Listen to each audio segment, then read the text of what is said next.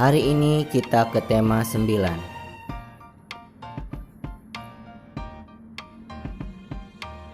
Assalamualaikum warahmatullahi wabarakatuh. Selamat pagi, salam sejahtera untuk kita semua.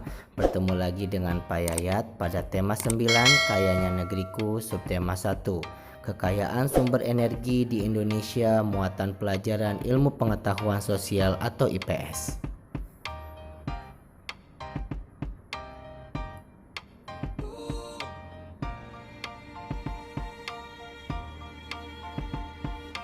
Menjelaskan fungsi sumber daya alam bagi lingkungan sekitar. Lingkungan adalah segala sesuatu yang ada di sekitar manusia yang memengaruhi kehidupan manusia.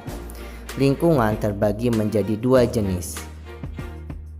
Satu, lingkungan biotik adalah lingkungan yang terdiri dari makhluk hidup, contoh manusia, hewan, dan tumbuhan. Dua, lingkungan abiotik adalah lingkungan yang terdiri dari makhluk tak hidup, contoh tanah, air, udara, dan sinar matahari.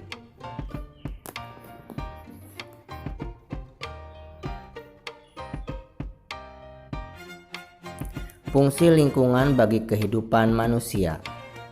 1. Sebagai tempat hidup dan mencari makan.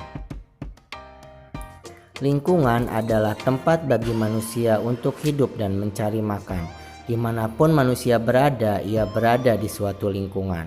Di lingkungan itu, ia hidup dan mencari makan agar tetap bertahan.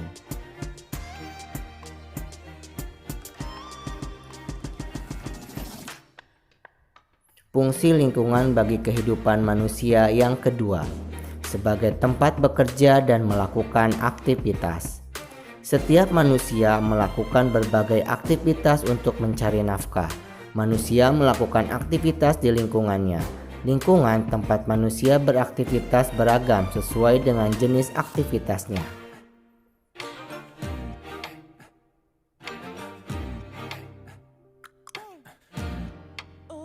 Fungsi lingkungan bagi kehidupan manusia yang ketiga, sebagai tempat tinggal.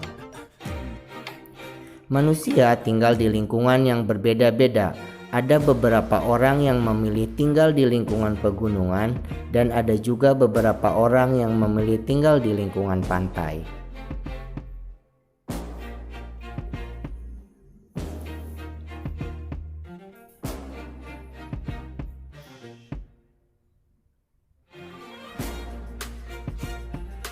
Kegiatan ekonomi berdasarkan sumber daya alam. Kegiatan ekonomi masyarakat sangat bergantung kepada sumber daya alam yang dimiliki daerahnya. Sebagai contoh, masyarakat di pedesaan memanfaatkan tanahnya untuk ditanami berbagai tanaman pertanian dan perkebunan. Masyarakat di daerah pesisir pantai mengandalkan hasil perikanan laut sebagai kegiatan ekonominya.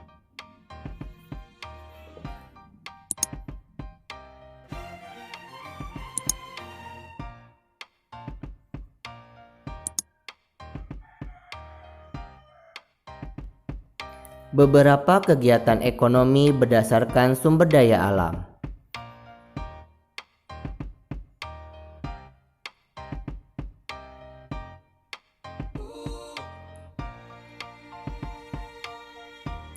Pantai.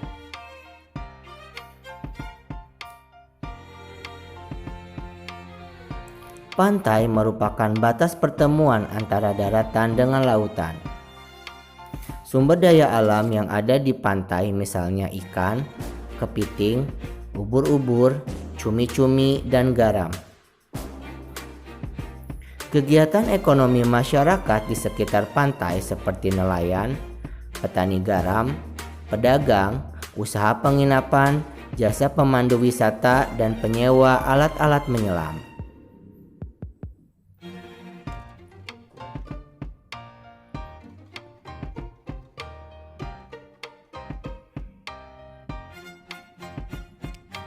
Laut.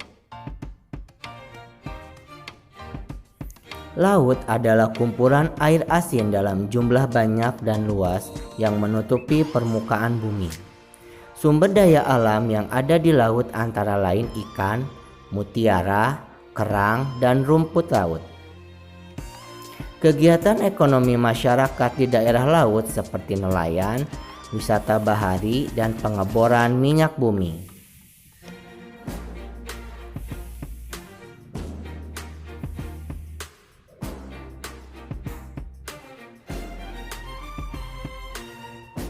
Sungai. Sungai adalah aliran air yang besar dan terbentuk secara alami. Sumber daya alam yang terdapat di sungai antara lain ikan, udang, belut, dan keong. Ada juga yang memanfaatkan sungai sebagai sumber pengairan bagi pertanian, jalur transportasi, pasar terapung.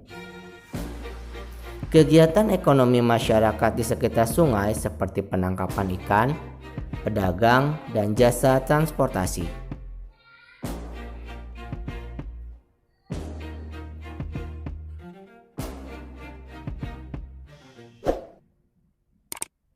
Dataran tinggi. Dataran tinggi merupakan dataran yang memiliki ketinggian lebih dari 400 meter di atas permukaan air laut. Contoh sumber daya alam dataran tinggi antara lain kol, kentang, teh, dan apel. Dataran tinggi baik untuk menanam sayuran dan buah-buahan. Selain itu bisa juga untuk tempat wisata. Kegiatan ekonomi masyarakat di dataran tinggi antara lain pertanian, peternakan, objek wisata, jasa penginapan, dan jasa pemandu wisata.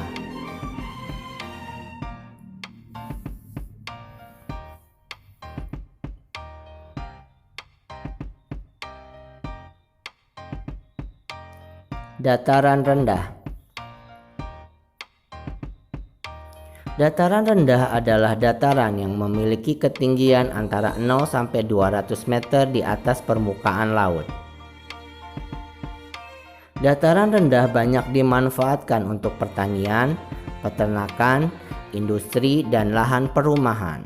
Contoh sumber daya alam dataran rendah antara lain padi, jagung, kedelai, dan bawang merah.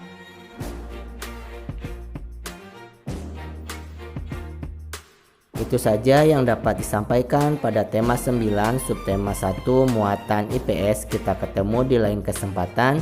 Wabillahi taufiq wal hidayah. Wassalamualaikum warahmatullahi wabarakatuh.